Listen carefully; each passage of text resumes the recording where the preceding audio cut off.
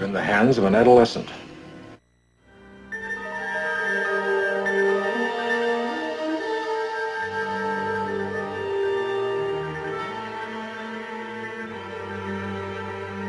mystery. I don't like mysteries. Your bellyache. I gotta kill you right now. Aye, sir.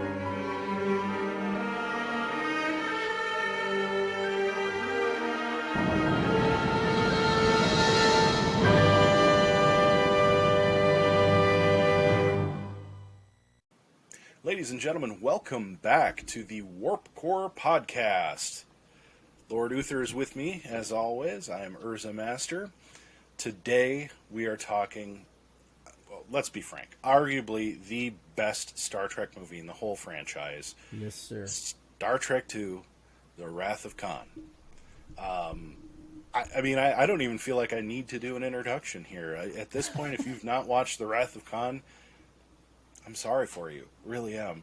I don't know about you, Eric, but when I watched the motion picture, I rolled right into Wrath of Khan and watched that immediately after.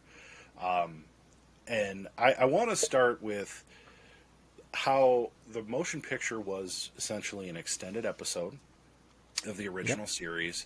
And I really think The Wrath of Khan was as well, in a sense. I know it sets up a 3-movie arc, but in a way, you know, it's a Space Seed sequel, and really brings it back to the original feel of the series in a big way.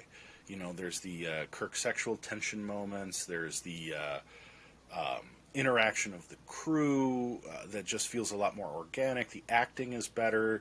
The pacing, which we talked about a lot last time, is so much better, and just quick, just like a TV show should be.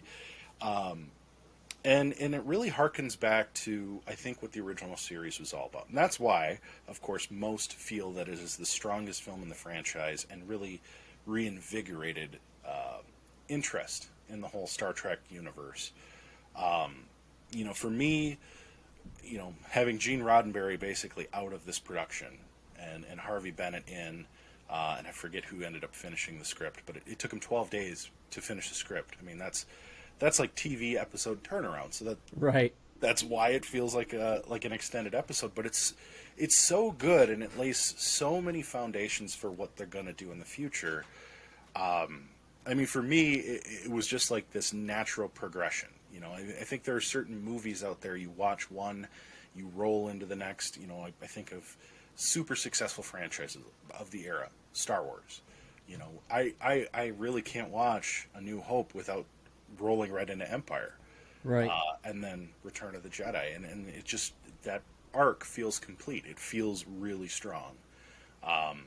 So I mean, you know, what did you think when you were rolling into Wrath of Khan yourself? Like, was it kind of a relief in a way for you? It was for me. Yeah, well, I think we did a Digital Escape podcast about, you know, sequels that were, or either it was second best albums. Didn't we do one with sequels of movies too? So I think we did sequels too, or maybe we talked about it, but we're doing albums, and of course, Wrath of Khan naturally got brought up.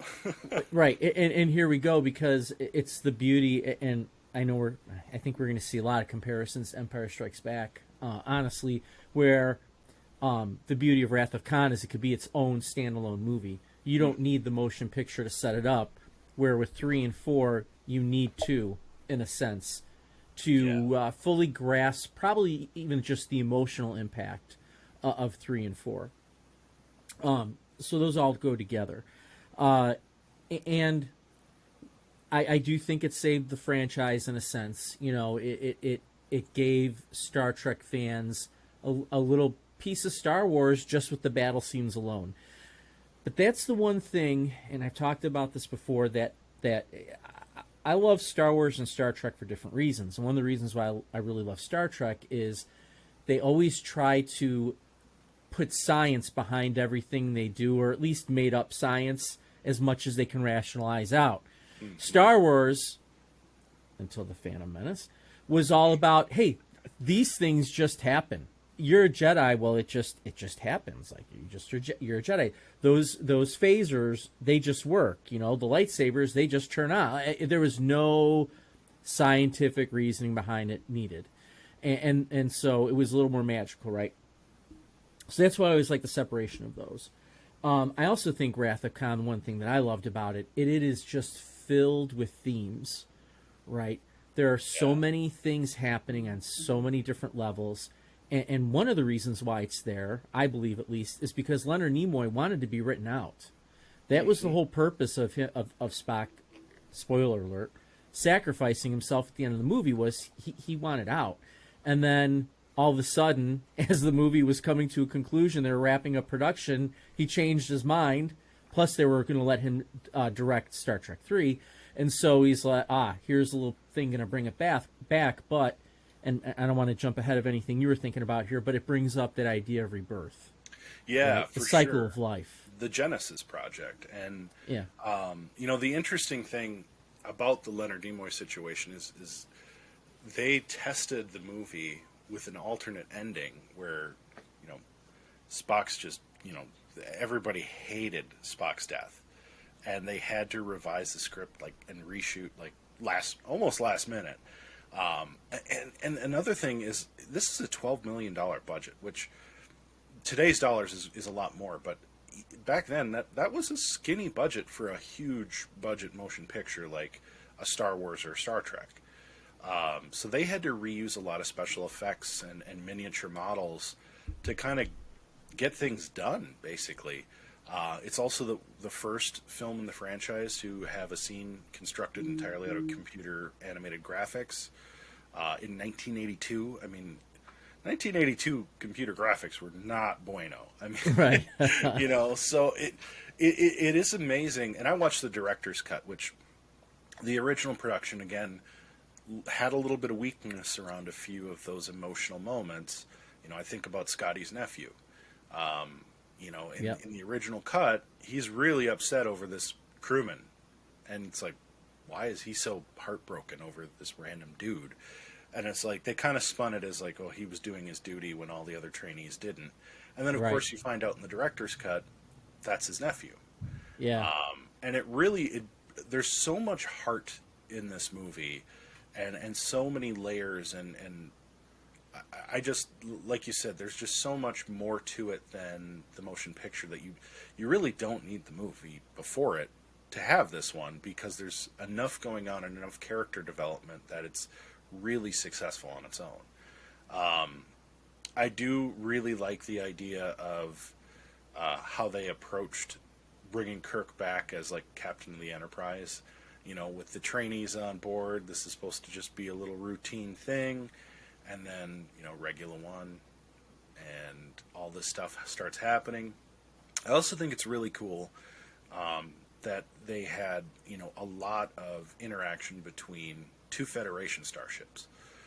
As we'll see in later movies, it's external villains kind of thing, and these are two Federation ships shooting at each other, which didn't happen in the original series, at least to my memory. That for me was such a big moment. You come out of watching Next Generation like I did in the 90s, and there's a little bit more of that with the Borg and some of the other things going on, but the original series, this was a mind blow. It's like, whoa, the Enterprise was supposed to be like the ship, and now it's skeleton crew trainees against Khan and his genetically engineered super soldiers in what was the name of the other ship now? It's escaping me. Oh, Reliant. Oh, Reliant. In which the was supposed to be a science ship, right? So it shouldn't be as powerful as the flagship. Exactly, but they're crafty, Right. Crafty. Kirk's kind of playing by the rules in a sense. Well, actually, he's playing by Kirk's rules, which is important, right? Because that's Savick. Mm-hmm. So we talk about a foil in the Phantom Menace, and here in Wrath of Khan, the foil tends to be Savick at different times, even against Spock. Which, again, the whole purpose of Savick was, when Nimoy was written out, Savick was going to take that spot. That's what was supposed to happen. If Nimoy was going to leave, then obviously he comes back. And then Kirstie Alley doesn't come back in the third one. as Savick, and that was one of the reasons. But which brings about, seeing as we're talking about Federation starships, one of the greatest scenes I think in any Star Trek movie.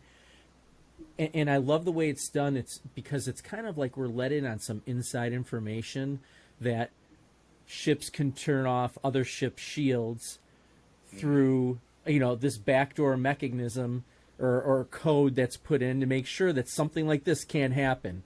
And then we see, and again, we're speaking of themes here, right? Young versus old, which I'm kind of jumping ahead a little bit of something, but I want to talk about, but not a big deal. But, Kirk, like me with my reading glasses, has to break out the reading glasses, and he's doing one of these as he's, using this future technology. He's using an antique to do it, right? To lower the shields of the other ship to give him the advantage, which leads you to the next idea of who's got the superior intellect. Is that really a good thing that you have superior intellect, or is it more important that you're crafty? Because Right. Yeah. I think those are two different things.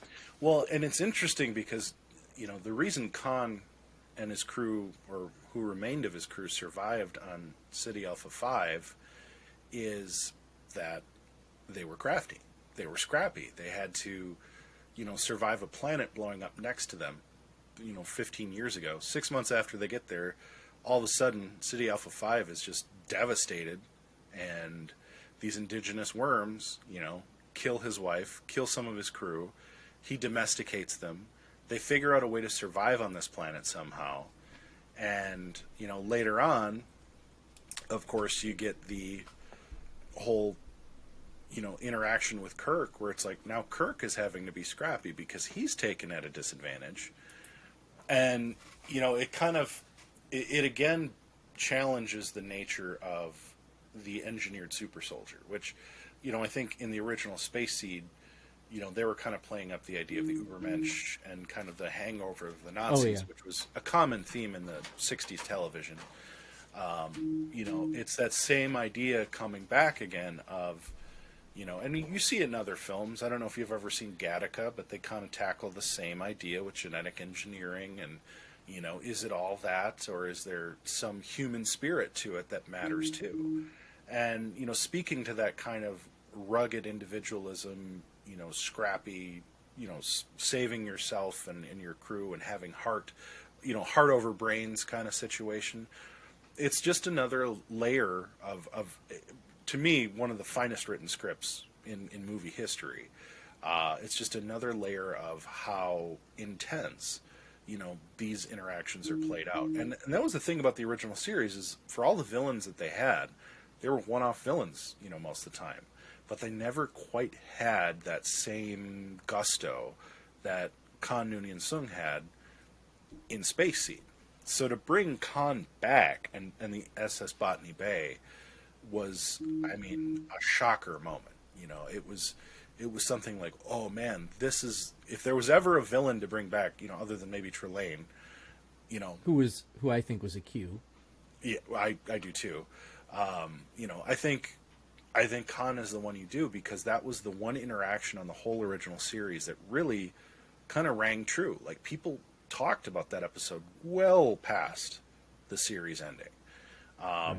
It's TV history, and that's why I think Wrath of Khan is cinema history, is because there was a level of interaction between Ricardo Montalban and William Shatner.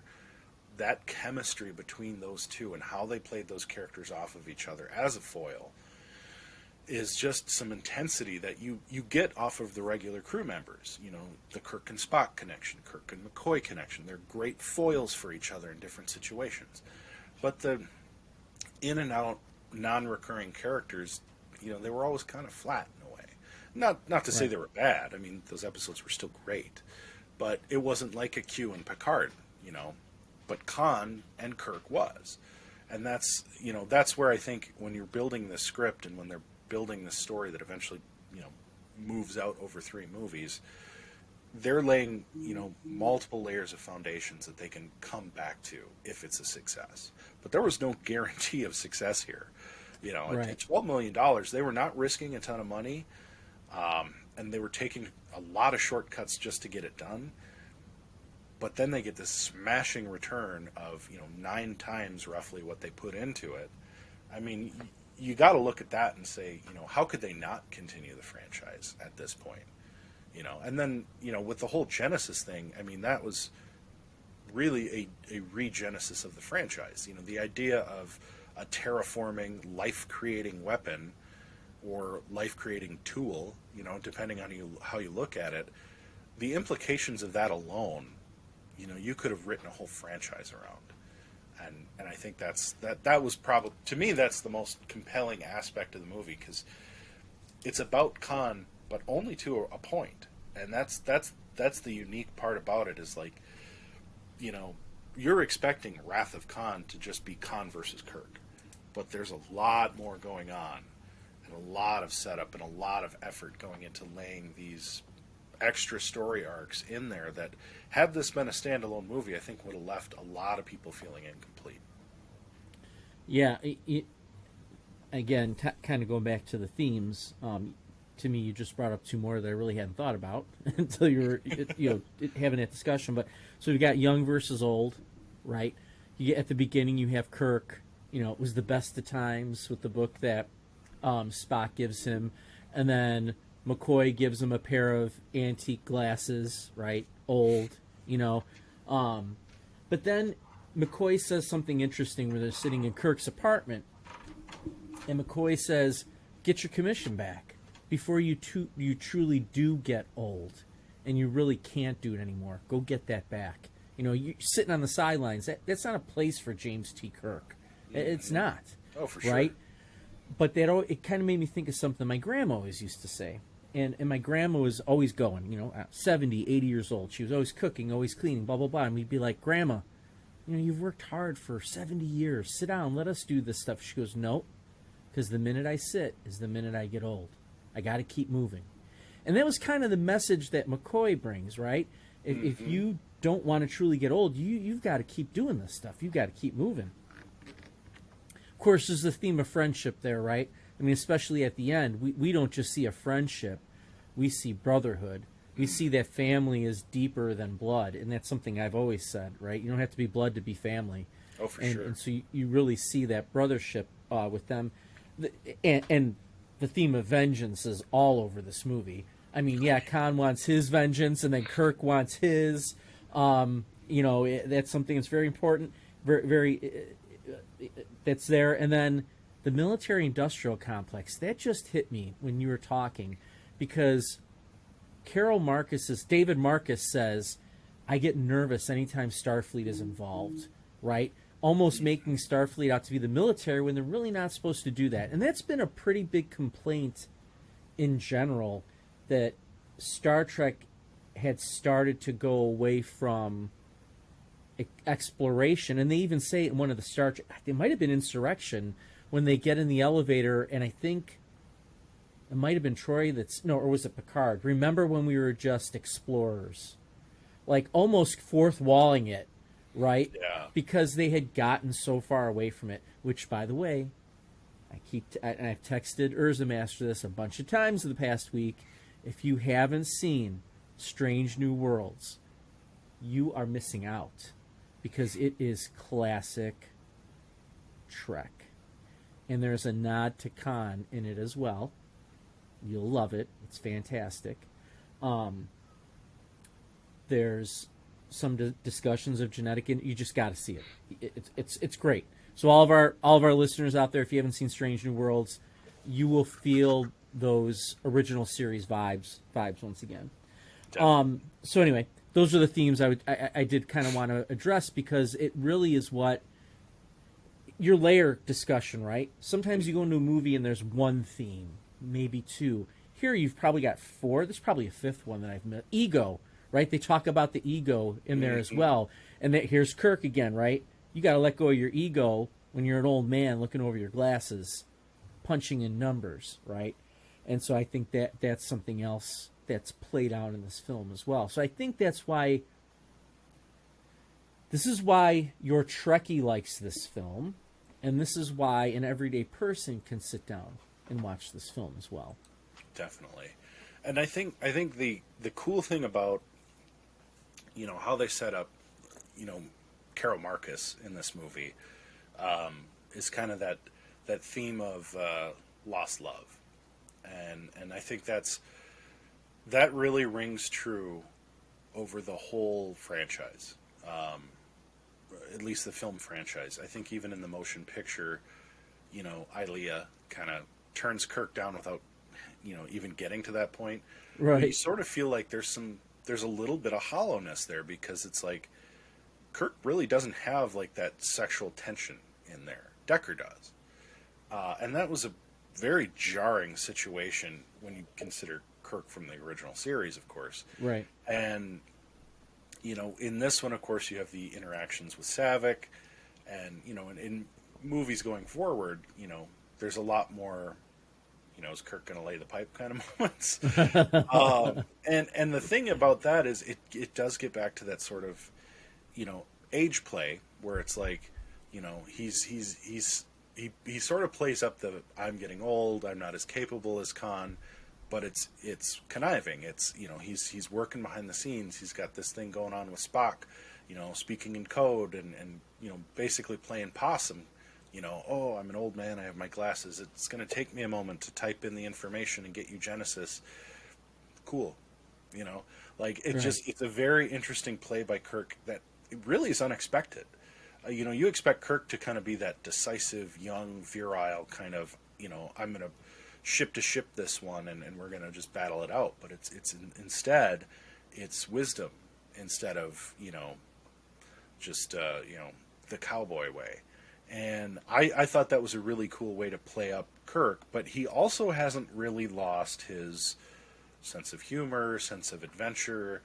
It really is, him going from that sort of when I stop I get old in the beginning of the film to you got to get back out there. You got to get back into this. This is what you were born to do. This is what you're good at. And of course it takes him on a significant ride, right? We know, of course, through going all through the rest of the movies, like we know this is going to be a wild ride for him, but that's what it's all about. The whole idea of being an explorer is the unknown and not knowing when and if you may meet your maker, when and if you may run into something you can't handle. But Kirk has faced it down at every turn successfully. So, this, again, we're talking laying the foundations for future films, even beyond the 3-movie franchise, getting into Star Trek 5 and 6, those harken back to Wrath of Khan. None of them call back on the motion picture, really. Hardly at all. Yeah. Yeah. So, I agree with that. and I think in a way, we'll probably talk about it more in Star Trek 5 episode, but I think in a way that's the only one that does call back to the motion picture. And, that discussion will probably be had at that point. But, as far as Wrath of Khan goes, like the whole trickster moment where they're kind of self-reflecting in the Genesis cave, and it's like, well, I guess we're stuck here, or are we? It's Right. kind of, it's almost like a weirdly, tongue-in-cheek, I guess, if you want to put it that way, where like Kirk has pulled a fast one on Khan. He's got the wool over his eyes and he doesn't even know it. And then the situation with Carol being this lost lover, who he agreed to stay away from. He was ready. The implication, of course, is he was ready to be with her and to give up his sort of, cowboy way and settle down. But he didn't. He preserved his youth in that aspect. And, Carol, in the meantime, went off to do her thing, but raised their son. And, the son of Kirk doesn't even have his last name. David Marcus? Like, Yeah. I mean, that's intense. I mean, it's also kind of like a little bit of women's empowerment there, which I think Star Trek does a really good job of just illustrating that the future is without these, like, boundaries like you have with Captain Pike in the original series pilot, where he's still getting used to having a woman on the bridge, which obviously was just a product of its time. Right.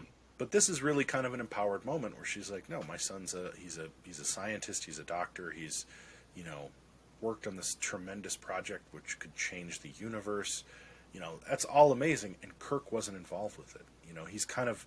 He's been made up in a way that, challenges the convention of what you may think of as a starship captain, which I don't want to jump ahead too far, but I think there's some explanation that happens when you do see Kirk, starting to connect at the end of the film with David, and what happens in later films.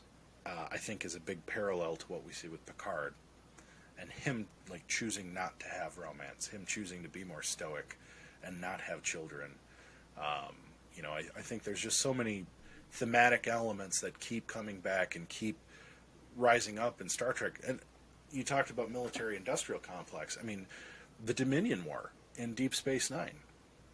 You see a huge change in just Star Trek lore by how that whole series kind of goes along, but the thought process of now it's this war base. It starts out as a Cardassian occupation base, and now it's another basically warlike base of a culture against the Dominion. With Sisko in charge, and they're not, like Kirk in this movie. He's a reluctant warrior. He's doing what he has to do to get through, but there's purpose to it.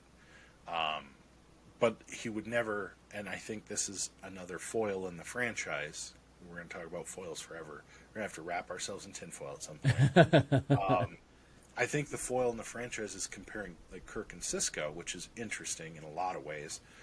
But Kirk is a reluctant warrior. He wants to be an explorer. He wants to save people and have a positive effect. Whereas Sisko reaches a point where Kirk won't ever compromise his ideals. Sisko does.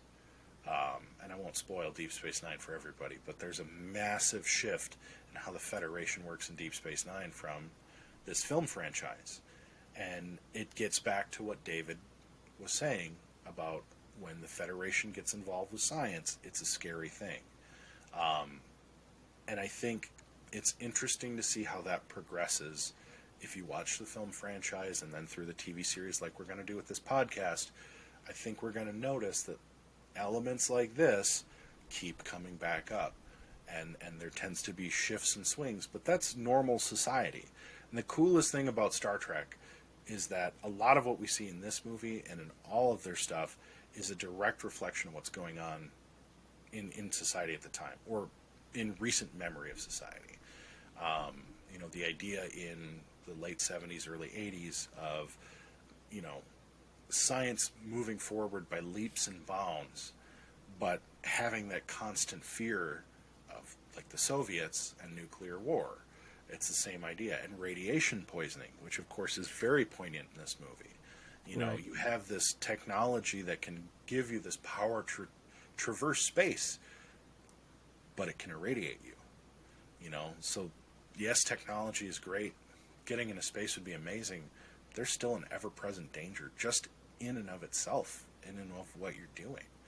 So I think that was always for me, because I grew up, it was the tail end of the Soviet Union fell. I was very young. But nuclear holocaust was still a big thing. Like, it was a scary thing as a kid. And the idea of being irradiated by nuclear power plants, it's the same thing that this movie touches on. I don't remember when 3 Mile Island happened or Chernobyl, but I think it was somewhere in and around there. 82, 86. Yeah. So, the idea was definitely out there that, a power plant or like a warp core could have this issue. And it made it very real. When you see Spock die at the end of the movie, I mean, that, I think for a lot of folks, I know for me as a kid when I saw it, I was like, oh my God, that's something that could really happen. Even though this is a sci-fi picture, being irradiated to death could be a thing, and that's, I always thought that Star Trek did a really nice job of bringing those kind of concrete scientific subjects to a sci-fi world where you can kind of enjoy it, but also be acutely aware of the dangers of real life. Yeah, that's some great points. I never really thought of the radiation piece like that before, but that's an interesting way to look at it. Kind of going back to the Kirk Khan perfect good guy versus bad guy kind of thing too. Think about Ricardo Montalban. He was 60 years old when he made that film. Been this huge conspiracy rumor theory that his pecs were actually makeup that was put into place, some kind of special effect, and it wasn't. He was just in an absolutely incredible shape. That was truly his. I mean, man, if I was 60 and I looked like that, I would be a pretty happy camper. But it ends. It adds to the character, right? So he is this menacing. Back to that idea of genetics, because I think that's something even in society today that we're kind of messing with a little bit, right?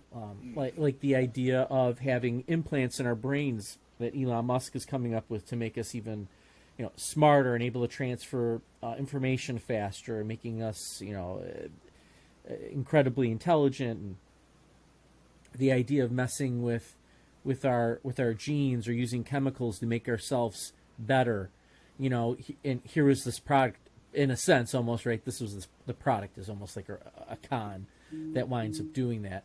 And so that's why I just think that added to his presence in the film of making him a formidable foe for Kirk, which is why I felt like General Chang in Undiscovered Country Undiscovered Country, of Star Trek 6. Mm-hmm. Yeah. Why I thought he was such a great villain for Kirk. Kind of this militaristic, well thought out, stellar career, someone that could kind of go up against a Kirk. Here we've got a, again, intelligent, in shape guy that can kind of go up against a Kirk in a sense, right? So I think that was the one thing that also helped make Khan such a great villain. The eel scene when he drops the insect into the helmet and puts it on their heads. When I was a kid and I saw that freaked the ever-living bejesus out of me. And too. It's so evident that it's obviously a prosthetic ear that it was drilling into, but still the thought, I was like, it was just unreal.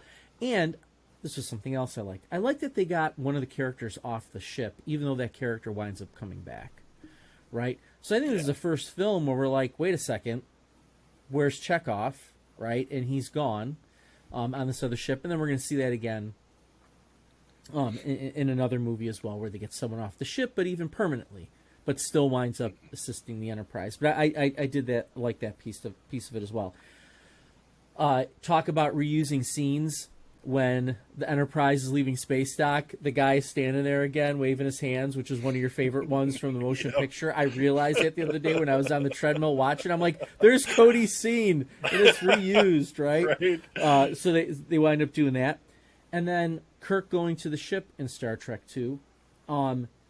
We still get to see the beauty of it, but it's much quicker. Yeah. Much quicker. I mean, I think he's there in 5 or 10 seconds versus 45 or 60 seconds, whatever it took in the motion picture. It felt forever. Yes, right. But the idea is, I think part of the idea was to expose us again to the beauty of the ship and the love that Kirk has for the ship.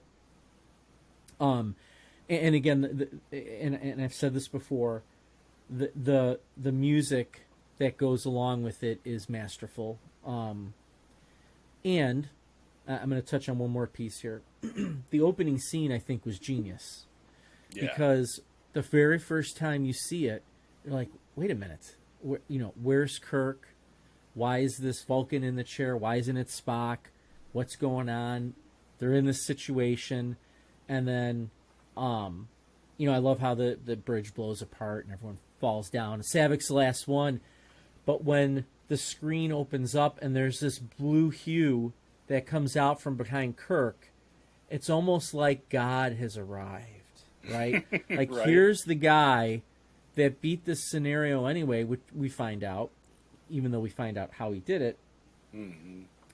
But the person that's going to walk into this area is like the god of Star Trek or the god of the Enterprise, and that's Kirk with this blue angelish hue around him, getting there. And then we can also sense his... he's upset. Like, he's just not... that's not what he's supposed to do. And I think that was the scene that was establishing that once again, right? He's not supposed to be an admiral. He's not supposed to be walking around Star. That's not his job. His job is to be on the bridge of that ship, giving the crew and the ship a chance to survive. It's got to be Kirk in that place. And I think it's kind of revealing that once again as well. Absolutely.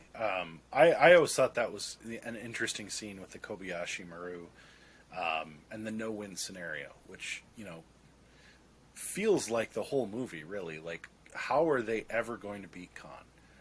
He has the upper hand in virtually every case. Even when they do finally get a punch in on him, when they go down to Genesis, it's like, oh man, he's got him again. Like, it's a no-win scenario. No matter what he does, everybody's going to die. And, of course we find out in the Genesis cave, I don't like no-win scenarios. He changed the game. He changed the program. And, of course, that's exactly what he does with Khan. He literally changes Khan's perception of him, changes the way it's set up, and sets Khan up for ultimate failure, which is, if there's anything more Kirk, this is why this movie is quintessential to anybody who wants to get into Star Trek or anybody who's getting introduced to it. This is the movie because it sets up very succinctly how a starship captain needs to be adaptable. And, I think we see it with every other captain in the franchise.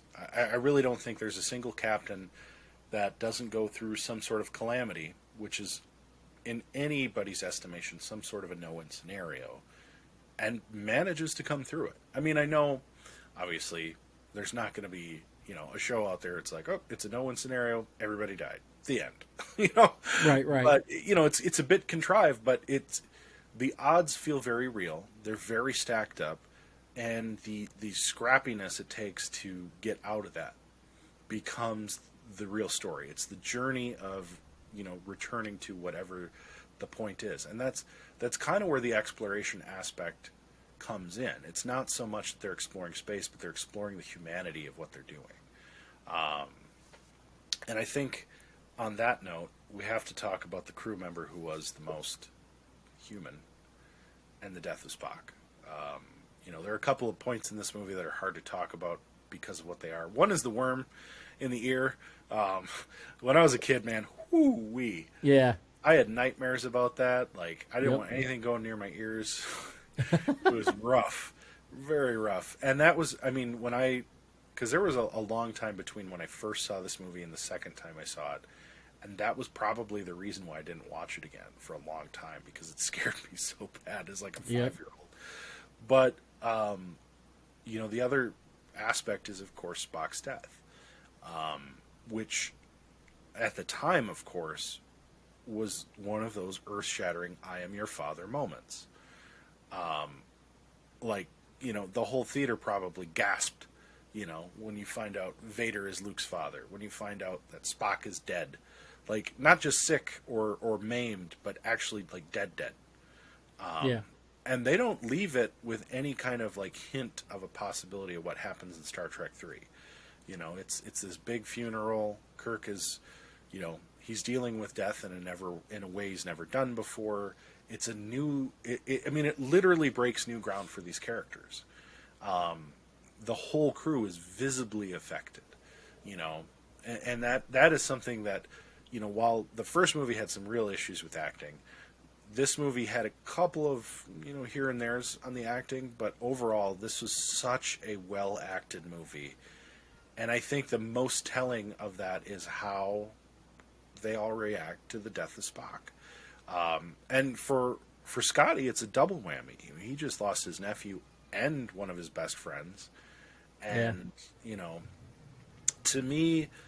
it ends on such a gut punch moment, and this, what has been, the arcing theme is the needs of the many outweigh the needs of the few or the one.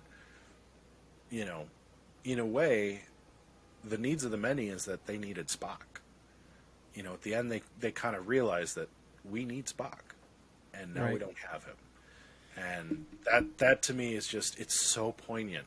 I just, that's why I had to stop myself from immediately watching Star Trek 3, because I was like, holy crap, you know, I can't imagine in 1982 sitting in the theater watching this movie and being left with that, you know. That's Well, and even when they win, in the end, they lose. Right? They win because they get away, but they lose still, which is, man, so similar to Empire. Empire is this brooding struggle that you can almost physically feel throughout the entire film, right? This is not going to go the way for the good guys at all at any point in this movie, right? The new hope that was supposed to be there, it's not there. If anything, you know, the last strands of it are left.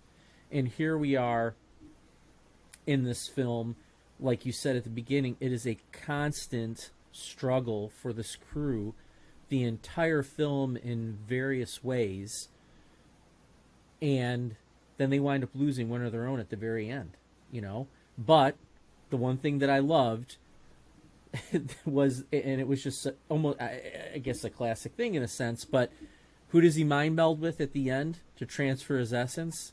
His foil. Yep. Right? So instead of going with Shatner, whether it was a proximity thing or whatever it was, obviously it was a movie thing because it makes for a better story.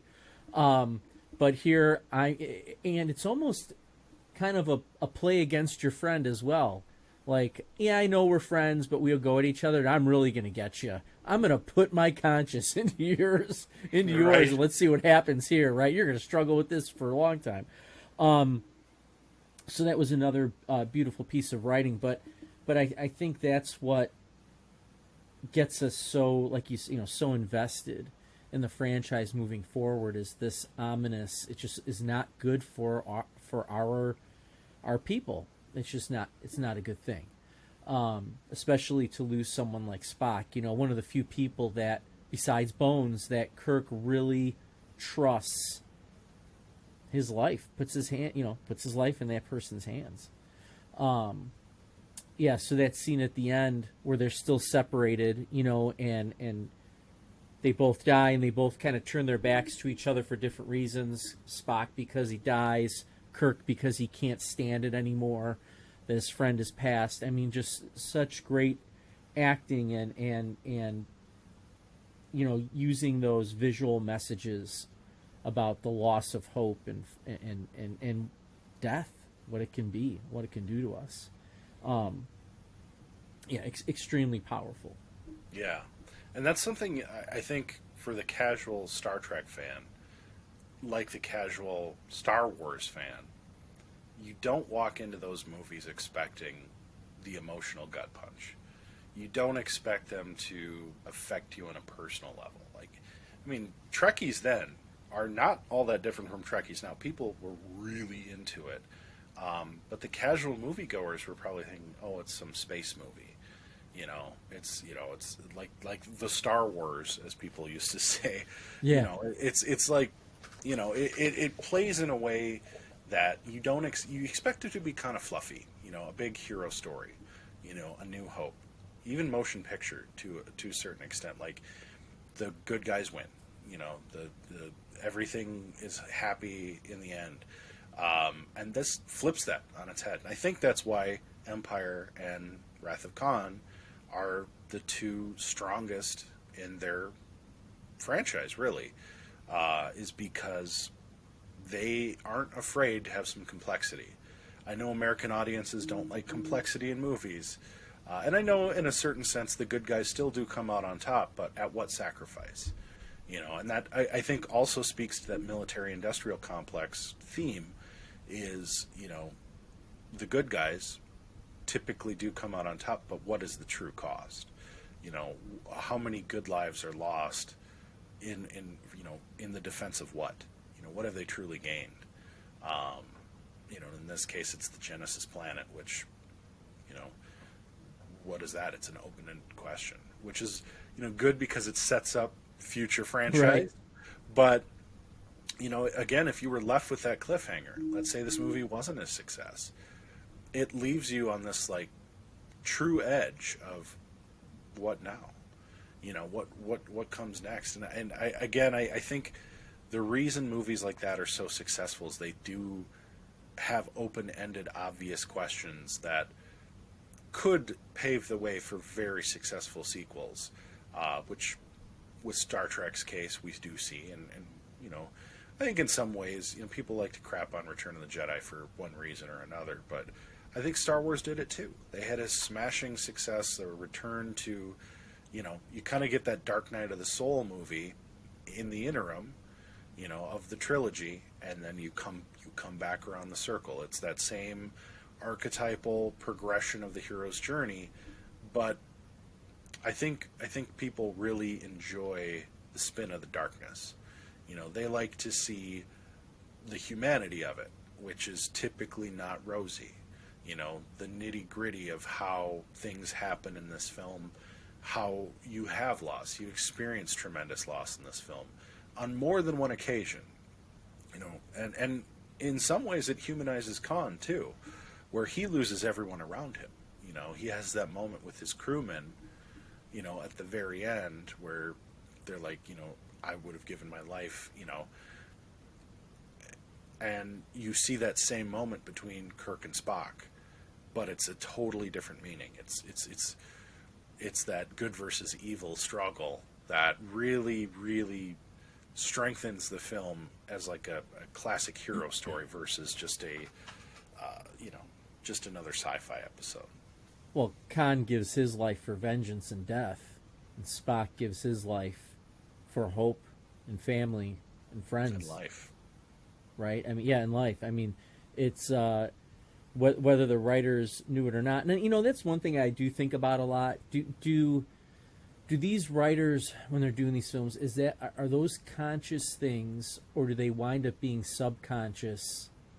Like they're writing it without knowing it.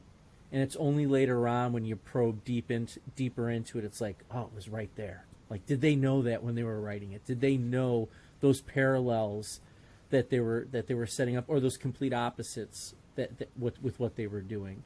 I'm always curious about that. Yeah, I think that's certainly part of the process. But with Wrath of Khan, the fortunate thing for all of us viewers in our layman ways is we get probably the most enjoyable Star Trek film experience of the franchise.